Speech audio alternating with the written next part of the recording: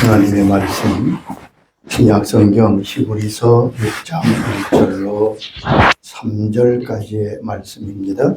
357년이 되겠습니다.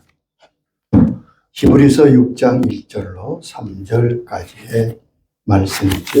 그러므로 우리가 그리스도의 초벌을 버리고 죽은 행실을 회개함과 하나님께 대한 신앙과 세례들과 안수와 죽은 자의 부활과 영원한 심판에 관한 교훈의 털을 다시 닦지 말고 완전한 데 나아갈지니라.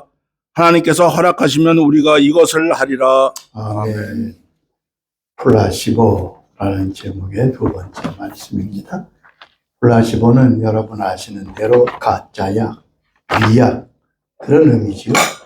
의학계에서 주로 많이 쓰이는데 분명히 진짜 약을 받지 않았는데 진짜 약인 줄 알고 가짜 약을 받았는데 치료가 되고 효과를 얻었다 하는 거죠. 의학적으로는 많이 유익하고 건강에도 유익한 부분이 있습니다. 그런데 문제는 이것이 신앙적, 영적인 문제가 되면 참 돌이킬 수 없는 어려움이 된다는 거죠. 내가 가진 신앙과 내가 가진 믿음이 가짜인데 그걸 모르고 진짜로 알고 확신하고 산다면 이것이야말로 가장 큰 위험이 아니겠습니까? 세상 사람들은 다 태어나면 두 가지가 정해져 있습니다. 누구나 예외가 없습니다. 성경은 그것을 말씀하고 있습니다. 그것 첫째는 죽음입니다. 누구나 죽음이 정해져 있습니다. 죽음뿐 아니라 심판이 있다고 말씀합니다. 히브리 9장 27절에 이렇게 말씀하시지요. 한 번 죽는 것은 사람에게 정하신 것이요 그 후에는 심판이 있으리니. 한 번 죽는 것은 사람에게 정해졌는데 그 후에는 심판이 있다고요. 사람은 죽는 것으로 끝나지 않습니다. 죽으면 그만이라는 생각은 가장 어리석은 생각입니다. 죽음 후에는 반드시 하나님의 심판이 있습니다. 요한계시록 20장 12절 이하의 심판의 모습을 말씀하고 있습니다. 또 내가 보니 죽은 자들이 큰 자나 작은 자나 그 보좌 앞에 서 있는데 책들이 펴 있고 또 다른 책이 펴졌으니 곧 생명책이로 죽은 자들이 자기 행위를 따라 책들에 기록된 대로 심판을 받으니. 여기 보면 모든 사람이 책들에 기록된 대로 심판을 받더라. 15절에 보면 누구든지 생명책에 기록되지 못한 자는 불못에 던져지더라고 기록하고 있습니다. 하나님의 심판은 행위 심판입니다. 그가 행한 대로 하나님이 심판하십니다. 그러므로 모든 인생의 종착지는 두 곳 중에 한 곳입니다. 어디로 갈까 분명합니다. 천국에 가든지 아니면 지옥에 갑니다. 이것을 부인하는 사람도 많고 거부하는 사람도 많지만 그것은 거부한다고 부인한다고 될 일이 아닙니다. 왜요? 우리는 분명히 천국에 가든지 지옥에 가기 때문입니다. 아멘. 그럼 누가 천국에 갑니까? 누가 지옥에 갑니까? 성경은 분명히 가르쳐 주셨습니다. 예수님을 나의 구주와 임금으로 영접하여 거듭난 하나님의 자녀는 천국에 들어갑니다. 요한복음 1장 12절에 분명히 말씀하셨지요. 영접하는 자 곧 그 이름을 믿는 자들에게는 하나님의 자녀가 되는 권세를 주셨으니. 천국은 하나님의 자녀가 들어가는 곳입니다. 집에 누가 들어갑니까? 자녀가 들어가지요. 하나님이 계신 천국에 그의 자녀들이 들어갑니다. 착한 일을 한다고 들어가는 게 아니에요. 아멘. 예수님을 영접하여 그의 피로 죄 사함을 받고 의로 인쳐져 주의 자녀로 삼은 자들이 천국에 갑니다. 그러므로 묻습니다. 여러분 하나님의 자녀입니까? 아멘. 나는 하나님의 자녀입니까? 이것을 확인해야 됩니다. 그럼 지옥 가는 사람은 누굽니까? 두 종류의 사람이 간다고 성경은 말씀합니다. 예수 믿지 아니하고 주님을 거절한 자, 주님을 거부한 모든 사람이 지옥에 갑니다.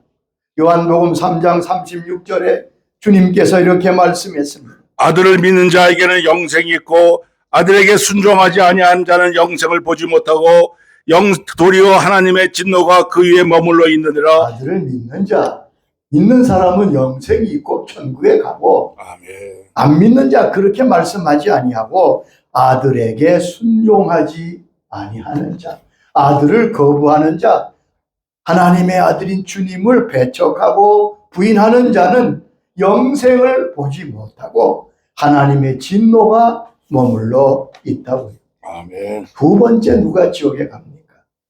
예수를 잘못 믿은 사람이 지옥에 갑니다. 교회를 다녔어도 주님을 바로 믿지 못하면 지옥 갑니다. 예수님 당시의 종교 지도자들, 유대의 지도자들, 바리새인, 서기관, 제사장, 이들은 다 하나님을 섬기는 사람이고 하나님을 믿는 사람이었어요. 그런데 그들이 어떻게 됐을까요? 주님께서 저들을 책망하시면서 독사의 자식들이라, 그리고 지옥의 자식이라고 말씀하셨습니다. 지옥 같다는 얘기죠. 여러분, 예수를 잘 바로 믿지 못하면 오늘도 똑같이 지옥에 갑니다. 아멘. 그런데 더 큰 문제는 많은 교인들이 너무 쉽게 나는 천국 간다고 생각하고 안심하고 있다는 사실입니다. 많은 사람이 우리는 영원한 천국에 갈 사람이라 그렇게 철저한 확신을 가지고 사는 것을 주위에서 볼 수 있습니다.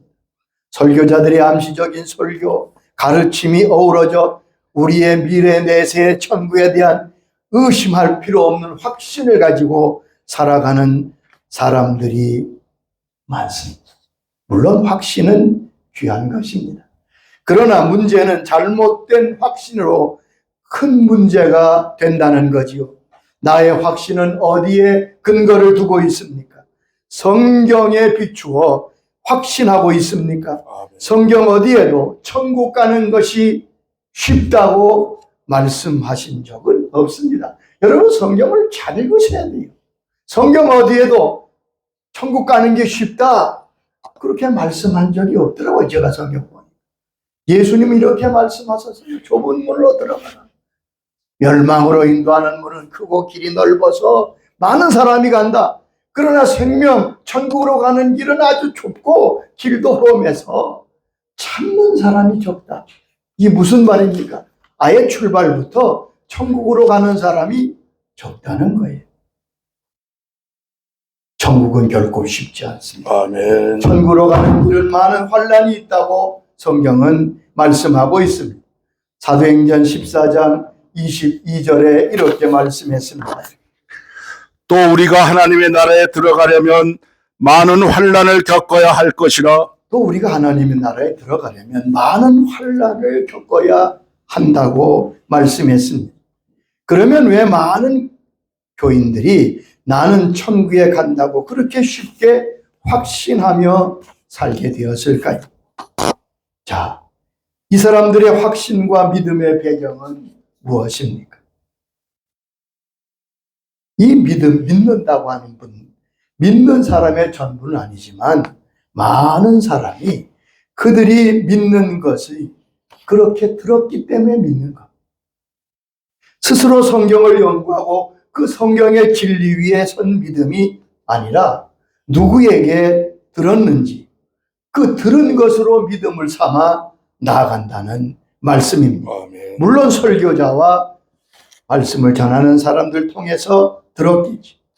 쉽게 말해서 들은 풍월로 믿는 예수입니다. 잘 들으시기 바랍니다. 들은 풍월로 예수를 믿는.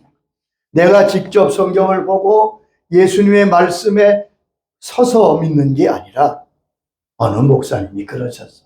나는 그렇게 들었어. 여러분, 누구에게 들었던 것이 그 믿음의 형성이 되는 거지요. 자, 듣는다는 것은 좋은 것입니다. 로마서 10장 17절에 믿음은 들음에서 나며 들음은 하나님의 말씀으로 말미암는다고 말씀했습니다. 자, 누구에게부터 들었던 말씀이 그들의 믿음을 형성하는 결과를 가져옵니다.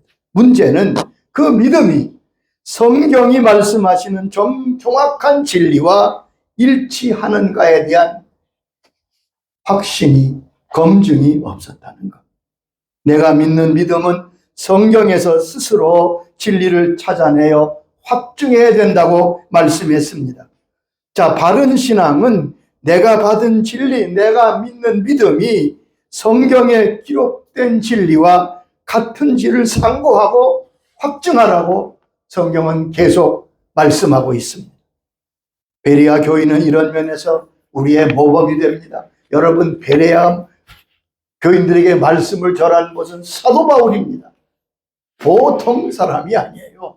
대사도 바울이 저들에게 말씀을 전했습니다. 사도행전 17장 11절에 저들의 모습이 나옵니다. 베레아에 있는 사람들은 데살로니가에 있는 사람들보다 더 너그러워서 간절한 마음으로 말씀을 받고 이것이 그러한가 하여 날마다 성경을 상고함으로. 베레아 교인들은 구약개혁에 보면 더 신사적이어서 간절한 마음으로 말씀을 받는, 말씀 받는데 의심이 없어요. 간절한 말씀을 받지만 말씀이 그러한가 하여 성경을 연구했다. 사도 바울이 가르치는 말씀이 참 은혜롭고 귀한 말씀인데 과연 저것이 성경에 나오는 진리와 같은가? 그래서 확증했다는 말씀이죠. 우리에게 이러한 자세가 필요합니다. 성경은 우리 믿음은 스스로 시험하고 확증해야 한다고 분명히 말씀했습니다. 고린도후서 13장 5절을 잘 기울여 들으세요. 너희가 믿음 안에 있는가? 너희 자신을 시험하고 너희 자신을 확증하라. 예수 그리스도 너희 안에 계실 것을 너희가 스스로 알지 못하느냐? 그렇지 않으면 너희는 버림받은 여기 자리라. 보면 너희가 믿음 안에 있는가? 네가 진짜 네 믿음이 진짜인가? 내 자신을 시험하고 내 자신을 확증하라. 여러분, 다른 사람의 확증이 아니에요. 당신은 참 믿음 좋아요. 당신이 천국 안 가면 누가 하겠어요? 여러분, 그 옆에 사람 얘기가 중요한 게 아니라는 말씀입니다. 내 자신이 내 믿음을 시험해보고 내 자신을 확증하라. 누가? 내 자신이. 내가 확증하는 거예요. 100사람이 다 칭찬한다고 거기에 그만 넘어가서 내가 그런 사람인가 보다. 그럼 어리석은 사람이죠. 내가 알아요. 확증하는 내용이 무엇입니까? 예수 그리스도께서 너희 안에 계신 줄을 너희가 스스로 알지 못하느냐? 너는 예수님을 모시고 있느냐? 내 속에 예수님이 계시느냐? 이걸 확증해 보라는 말이죠. 어느 분이 기도원에 갔습니다. 기도하는데 자기 뒤에 앉은 분이 얼마나 뜨겁게 열심히 기도하는지 몰라요. 근데 이분은 밤새 무슨 기도만 주여 내가 믿습니다. 주여 내가 믿습니다. 그렇게 믿는다고 고백하고 막. 그래서 저분 참 열심히구나. 마침 아침에 식사하는데 자기 앞자리에 앉으셨어요. 그래서 어느 게 통성명하고 어느 게 집사님이시군요. 예, 참 지난밤에 얼마나 열심히 기도하시는지 모르겠다. 근데 집사님은 내가 주를 믿습니다. 그렇게 열심히 기도하시는데 집사님은 뭘 그렇게 확실히 믿으십니까? 그랬더니 그분이 그러대. 예, 저는 우리 교회가 믿는 것을 믿습니다. 믿기는 믿지요. 여러분, 우리는 적어도 예수님이 천국에 갈 사람이 누구인가에 대한 내용을 잘 알고 그 말씀이 내 믿음과 같은지 비추어 보아야 합니다. 성경을 잘 보세요. 이런 사람이 천국 간다. 주님께서 말씀하셨잖아요. 그런데 주님 뭐라고 말씀하십니까? 회개하는 사람이 천국에 간다는 거예요. 세례 요한의 첫 외침도 회개하라 천국이 가까웠느니라. 우리 주님의 첫 말씀도 회개하라 천국이 가까웠느니라 말씀하신 마가복음 1장 15절에 이렇게 말씀했습니다. 이르시되 때가 탁 찼고 하나님의 나라가 가까이 왔으니 회개하고 복음을 믿으라 하시더라. 자, 마지막이 가까웠는데 회개하고 복음을 믿어라. 천국은 회개하는 사람이 들어갑니다. 아멘.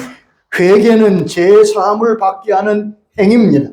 누가복음 24장 47절에 여기에 대해서 이렇게 말씀하고 계십니다. 또 그의 이름으로 제사함을 받게 하는 회개가 예루살렘에서 시작하여 모든 족속에게 전파될 것이 기록되었으므로 예수의 이름으로 죄사함을 받게 하는 회개가 증거될 것이다. 이 복음의 내용이 무엇이라고요? 죄사함을 받게 하는 회개의 복음이란 말이에요.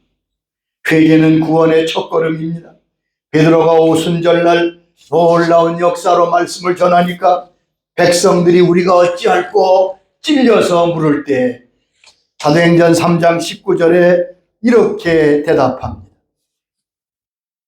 너희가 회개하여 돌이켜 죄 없이 함을 받으라. 그리하면 새롭게 되는 날이 주 앞에서 이를 것이라고 말씀했습니다. 회개함으로 죄 없이 함을 받습니다. 사죄는, 죄 용서는 주님이 흘리신 십자가의 보혈로 우리가 받습니다. 그런데 그 죄 사함은 회개함으로 이루어진다는 것입니다. 아멘. 그러므로 구원의 첫걸음이 회개입니다.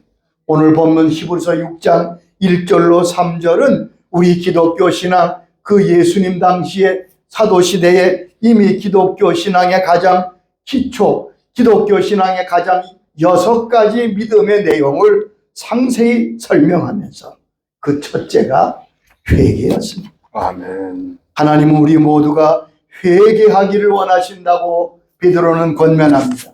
베드로후서 3장 9절에 이렇게 말씀했습니다. 주의 약속은 어떤 이들이 더디다고 생각할 것 같이 더딘 것이 아니라 오직 주께서는 너희에 대하여 오래 참으사 아무도 멸망하지 아니하고 다 회개하게 이르기를 원하느니라. 주님은 아멘. 늦으시는 게 아니라 오래 참으시면서 목적이 뭐라고요?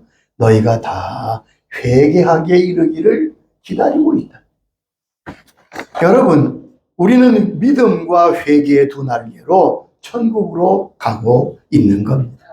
여기 너희에게 오래 참는다는 말은 불신자를 가르치는 말이 아닙니다. 예수 밖에 있는 자를 말하는 게 아니에요. 이 베드로서를 수신하는 사람은 교인들이에요. 아멘. 예수 믿는 너희가 신자라는 이유로 안심하지 마라. 회개하기를 기다리신다. 베드로전서 4장 보면 하나님의 심판이 하나님 집에서 시작된다고 말씀했습니다. 신자에게도 죄의 싹은 사망입니다. 천국에 들어가는 사람은 회개하여 죄 사함 받은 사람입니다. 여러분 중에 믿음은 고백했지만 아직도 회개하지 않았다면 반드시 회개해야 됩니다. 아멘. 하나님은 사랑의 하나님이십니다. 그것만 보면 안 됩니다. 하나님은 또한 공의의 하나님이십니다. 시편 89장 14절에 이런 말씀이 있습니다. 의와 공의가 주의 보좌에 기초라. 여기 보면 하나님이 어디 앉아 계신다고요? 하나님의 보좌는 의와 공의의 보좌에 앉아 계신다. 토마스 왓슨은 회개하라는 그의 저서에서 회개의 참 요소를 6가지로 설명하고 있습니다. 첫째는 죄를 발견하는 것이다. 둘째는 죄를 슬퍼하는 것이다. 셋째는 죄를 고백하는 것이다. 넷째는 죄를 부끄러워하고, 다섯째는 죄를 미워하고, 여섯째는 죄에서 돌이키는 것이라고 상세하게 말하고 있습니다. 회개는 죄에 대한 깨달음입니다. 아멘. 우는 것이 아닙니다. 그건 하나의 회개의 과정의 모습이죠. 회개는 죄에 대한 깨달음. 내가 죄인이구나. 주님은 의인을 부르러 온 것이 아니요 죄인을 불러 회개시키러 오셨다고 말씀했습니다. 누가복음 5장 32절에 말씀하셨지. 내가 의인을 부르러 온 것이 아니요 죄인을 불러 회개시키려 왔노라. 내가 의인을 부르러 온 것이 아니라 죄인을 불러 회개시키러 왔다는 말입니다. 자기의 죄를 깨닫는 것이 회개의 첫걸음입니다. 그러면 우리가 어떻게 죄를 깨달을 수 있습니까? 우리의 죄를 깨닫게 하는 세 가지 통로가 있습니다. 첫째는 양심을 통해 자신의 죄를 깨닫습니다. 양심은 하나님 속에, 우리 속에 계신 하나님의 음성입니다. 양심의 소리에 귀를 기울이면 나의 죄를 깨닫게 됩니다. 여러분, 양심의 소리를 거절하지 마세요. 그 하나님이 우리에게 죄를 깨닫게 하시려고 하신 말씀.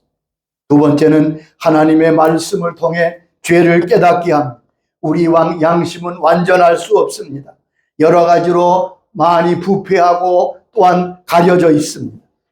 그래서 하나님의 말씀을 통해 우리는 우리의 허물과 죄를 더 밝히 알 수 있습니다. 시편 119장 130절에 이렇게 말씀했습니다. 주의 말씀을 열면 빛이 비치어 우둔한 사람들을 깨닫게 하나 주의 하나이다. 말씀이 열려 비치면 우둔한 자가 깨닫게 된다. 여러분, 촛불 앞에서도 우리가 볼 수 있습니다. 촛불 앞엔 깨끗하지요. 먼지가 하나도 없어요. 그런데 그 옷을 가지고 저 태양빛에 나가 비춰보세요. 어떻습니까? 지금까지 보이지 않던 먼지가 다득한 걸 보게 될 것입니다. 양심은 촛불과 같습니다. 그래서 양심에 비추어 나는 하나도 꺼리낌이 없다고 말하는 사람이 종종 있습니다. 훌륭한 사람입니다. 그러나 그렇다고 죄인이 아닌가요? 아니죠. 말씀의 빛 앞에 태양 대신 주님 앞에 서면 내가 얼마나 죄인인 것을 깨닫게 됩니다. 아멘. 말씀의 빛을 비추어 주시옵소서. 성령 안에서 우리는 죄를 깨닫게 됩니다. 성령께서 하시는 역사가 크게 두 가지입니다. 첫째는 우리로 하여금 예수 그리스도를 믿고 거듭나게 하고 주의 자녀 되게 하십니다. 성경은 이렇게 말합니다. 성령이 아니면 예수를 주라 할 자가 아무도 없다. 저와 여러분이 예수 믿는 것은 성령님의 은혜로 예수 믿게 된 것입니다. 아멘. 두 번째는 죄를 책망하시고 깨닫게 하시는 분이 성령님이십니다. 요한복음 16장 8절에 말씀하십니다. 그가 와서 죄에 대하여 의에 대하여 심판에 대하여 세상을 책망하시리라. 거기 보면 주님께 성령께서 죄에 대해서 책망하십니다. 곡성에 가면 전남 곡성에 다니엘 수양관이 있습니다. 저도 한번 가본 적이 있는데 그 수양관을 세우신 분은 유명한 박영문 장로님, 후에는 목사님이 되시다가 이제 천국에 갔었지요. 이분은 본래 예수를 믿지 않은 아주 유명한 조폭이었답니다. 원수를 갚기 위해서 여러 가지 계획을 세우고 기차를 타고 올라오려고 하는 그 순간 기차를 집에서 기다리다가 하나님이 부르심 받아서 천국 지옥을 보게 됐습니다. 그의 간증은 참 크게 유익하고 리얼합니다. 근데 그분이 이런 말씀을 하시더라고요. 하나님의 심판대 앞에 섰을 때 자기는 알지 못한 죄라고 여기지 않았던 것이 가장 큰 죄임을 알게 됐다. 첫째는 예수 안 믿는 죄. 그 가장 크더래요. 두 번째는 예수 믿는 사람을 핍박한 죄. 이것을 깨닫게 하소서. 죄를 깨닫게 하신 분이 성령님이십니다. 아멘. 유명한 미국의 신학자 토레이 박사님이 영국에 집회를 갔습니다. 수개월 거쳐서 하는 전도와 사경 집회였던 것 같습니다. 그래서 어느 여인숙에 머물렀는데 그 여인숙 주인이 아마 신앙이 좋은 거예요. 여관축 주인 신앙이 좋아서 아니 세계적인 이 귀한 분이 오셨는데 가만히 있을 수가 없다. 그래서 자기 또 직원들 또 이웃 광고에서 많은 사람이 그날 저녁에 모여서 예배를 집회 일일 부흥회한 거죠. 사람들이 큰 은혜를 받았습니다. 근데 그 집에서 일하는 작은 소녀 하녀가 목사님께 나와서 묻습니다. 목사님, 저는 기도를 하고 싶은데 어떻게 하면 좋겠니? 좀 가르쳐 주세요. 이때 토레이 목사님이 아주 간단하게 가르치셨어요. 이렇게 기도해라. 하나님, 나를 보게 해 주시옵소서. 아멘. 나를 보게 해 주시옵소서. 얼마나 간단하니까 누구나 할 수 있잖아요. 예, 그렇게 하지요. 그리고 이제 몇 달 동안 모든 순회 집회를 마치고 미국으로 돌아갈 때 다시 그 여관에 오셔서 이제 머물게 됐습니다. 그동안 잘 지내셨어요? 주인하고 여러 얘기하는데, 목사님 돌아가신 후에 몇 달 동안 우리 집에 있으니까 그 누구가 얼마나 참, 매일 울어요. 매일 울기만 해서 도대체 어떻게 할지 모르겠다. 그래서 그 아이를 불렀습니다. 목사님, 너 기도했니? 예, 목사님. 나를 보게 해주십시오. 기도했는데 얼마나 내 죄를 보여주시고 내가 얼마나 큰 죄인인지 밤마다 운다는 거예요. 밤마다. 그럼 목사님, 나를 어떻게 해요? 자, 이제는 내가 가르칠 때니까 꼭 이렇게 기도해라. 주님, 이 하나님 예수님을 보여주세요. 십자가를 보여주세요. 그렇게 기도해라. 그리고 오랜 세월이 흘렀습니다. 한 번은 중년의 여인이 찾아왔습니다. 아주 귀분이 찾아왔어요. 그 인사를 드린 목사님, 저를 아시겠습니까? 아니, 처음 뵙는 것 같은데. 아니죠. 그리고 지난날 영국 집회 얘기를 합니다. 그분이 그때 큰 은혜를 받고 귀족과 결혼하여 좋은 믿음의 가정을 이루었다고 와서 간증을 합니다. 깨닫게 되는 게 여러분 은혜입니다. 어느 큰 병원을 하는 의사 선생님이 원장분이 이제 신앙에 대한 갈증이 있어요. 나도 좀 저렇게 열심히, 그게 있잖아요. 그게 있어야 진짜 신앙이지요. 나도 좀 깊은 기도도 하고 영적 세계에 들어가면 좋겠다. 그래서 여름 휴가 때 마침 시간을 내서 기도원에 가서 나도 기도를 좀 해봐야지. 기도원에 갔습니다. 갔는데 여러분, 우리나라 기도원 아시잖아요. 뭐 대단하죠. 돗대기 시작은 저리가 떠들고 뭐 자리를 세치게 하고 기도하면 천지가 떠나갈 거. 그러니까 이분이 도무지 적응이 안 되는 거예요. 야, 이게 무슨 애를 받겠나. 자기는 거길 떠나서 높은 산 정상 가까이 올라가서 나 혼자 기도해야지. 평평한 바위에 앉아서 이렇게 그래서 하나님 앞에 기도합니다. 근데 하나님께서 그래도 그 마음을 귀하게 보셨던 거예요. 잠깐 기도하다가 보다는 조금 잠이 든 것 같은데 갑자기 그 눈에 환상이 보이기 시작해요. 자기가 들판에 서 있는데 저기서 어떤 사람이 오는데 지팡이 짚고 오는 거예요. 자기한테 와요. 저게 누군가 보니까 문둥병자예요. 문둥병자가 오는 거예요. 아이고, 저렇게 문둥병 걸린 분이 오네. 계속 쳐다보는데 눈이 점점 커집니다. 가까이 오는데 보니까 자기. 하나님, 이게 너다. 그분은 거기서 자기의 모습을 깨닫고 회개했다고. 두 번째 회개는 지은 죄를 자백하는 것입니다. 깨달으면 그 죄를 자백하는 것. 그것이 회개예요. 요한일서 1장 9절에 말씀했습니다. 우리가 우리 죄를 자백하면 그는 미쁘시고 의로우사 우리 죄를 사하시며 우리를 모든 불의에서 깨끗하게 하실 것이요. 우리가 죄를 깨닫게 되면 그 다음에 죄를 자백한다. 아멘. 생각하고 후회하는 거 아닙니다. 우리 죄를 자백이라는 말은 입술로 말하는 걸 말해요. 고문할 때 자백하라 하잖아요. 자백은 있는 대로 그대로 말하는 거예요. 나의 죄와 허물을 그대로 말씀드리는 것. 그것이 자백입니다. 그것이 회개입니다. 자백할 때 죄 사함을 얻습니다. 여러분, 자백이라고 하는 거 매우 중요합니다.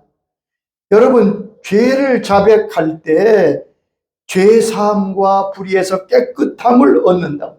여기 자백할 때 두 가지 축복이 임한다고 말씀했습니다. 첫째는, 여러분, 죄는 두 가지 결과를 가져옵니다. 첫째는 죄의 책입니다. 죄의 책은 그 죄에 대한 책임입니다. 죄의 삭은 사망이잖아요.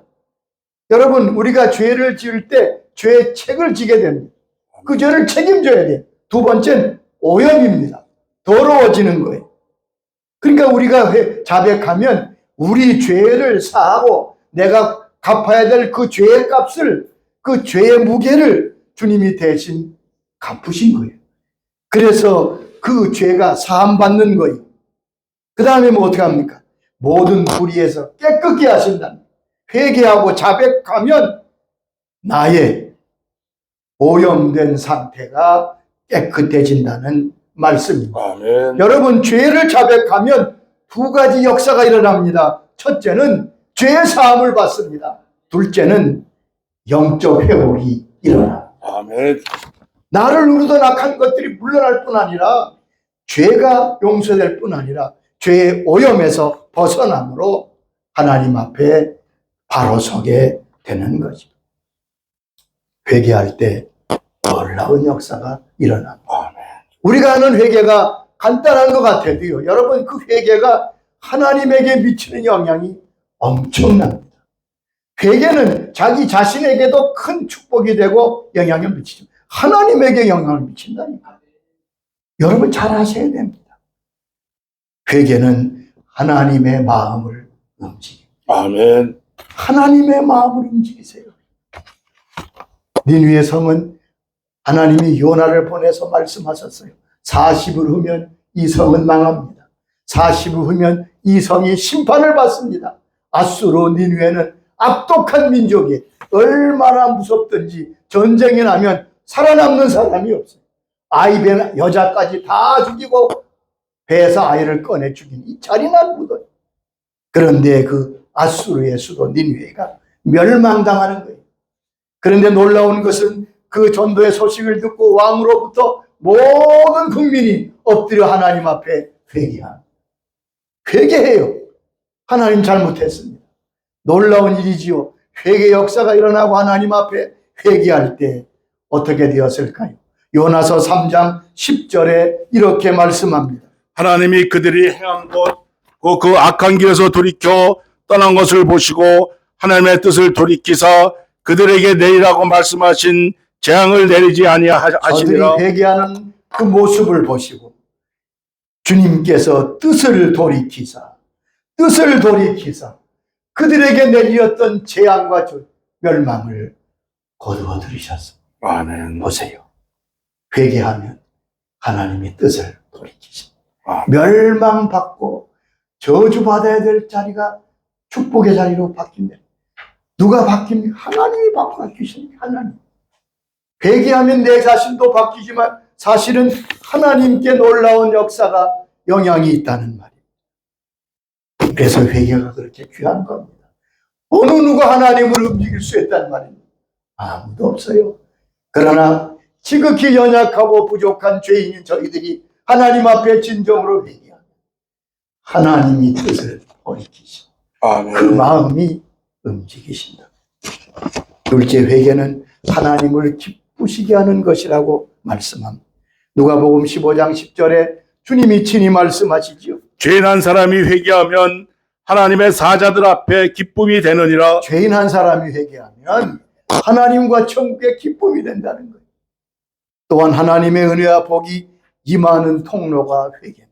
우리 하나님 앞에 회개하면 막혔던 문이 열리고 닫혔던 모든 통로가 열리고 회복의 역사가 일어난다고 말씀했습니다. 욥기서 22장 21절에 이렇게 말씀했습니다. 너는 하나님과 화목하고 평안하라. 그리하면 복이 내게 임하리라. 너는 하나님과 화목하고 평안하라. 그리하면 복이 내게 임하리라. 복이 내게 임하려면 두 가지 전제가 필요합니다. 하나님과 화목해야 되고 그래서 평안해야 됩니다. 하나님과 화목하게 되는 것이 회개지요. 하나님과 우리 사이에 막힌 담을 헐고 회개하면 하나님과 화해하게 되고 화목하게 되고 그 다음에 평안이 임하고 이어서 복이 우리에게 임할 것입니다. 아멘. 욥기서 22장 23절에도 말씀하십니다. 내 장막에서 불의를 버리면 다시 흥하리라. 내 장막에서 불의를 버리면, 죄를 버리고 회개하면 다시 흥하리라. 다시 흥왕하리라. 회개는 회복의 은총을 주시는 길입니다. 여러분 지금 회개하고 회개의 영을 달라고 기도해야 될 것입니다. 사탄의 유혹과 위협을 절대로 넘어가지 말고 단호히 물리치세요. 사단이 뭐 말합니다. 여러분 변명은, 핑계는 회개가 아닙니다. 이렇게 말하라 봐요. 나만 죄이니까? 나만 지었나? 남이 무슨 상관입니까? 문제는 나지요. 또한 이렇게 위협합니다. 너 회개하면 망신당하게 되고 명예가 추락하게 될 거라. 다윗은 왕이었지만 그는 당당히 회개하여 하나님의 은혜를 받습니다. 여러분 회개의 은혜를 달라고 기도해야 될 것입니다. 자금의 이 나라의 모든 사태는 그리스도인들이 회개할 때, 저와 여러분이 엎드려 회개할 때 하나님이 돌이키시는 역사를 보게 될 것입니다. 문제는 우리에게 있습니다. 하나님의 사람들이 다 회개하고 주 앞에 엎드릴 때 하나님께서는 불쌍히 여기셔서 악한 자들의 계획을 깨뜨려 주시고 하나님이 영광을 받게 하실 것입니다. 주님 우리에게 회개의 영을 부어 주옵소서. 아멘. 회개하라고 말씀하실 때 순종하고 나아갈 수 있는 용기를 허락하여 주시옵소서. 자비하신 주님 감사합니다. 이 시간 주의 말씀을 듣는 모든 심령들마다 회개의 영을 부어 주시옵소서. 회개하는 자가 천국에 갑니다.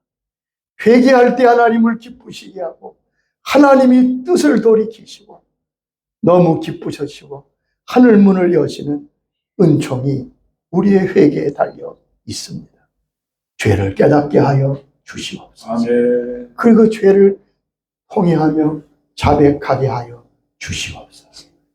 하나님, 저희들로부터 이 땅에, 이 나라 교회에 회개의 역사가 일어나도록 축복하여 주시옵소서. 예수님의 이름으로 기도드리옵나이다. 아멘. 우리 전 함께 기도하도록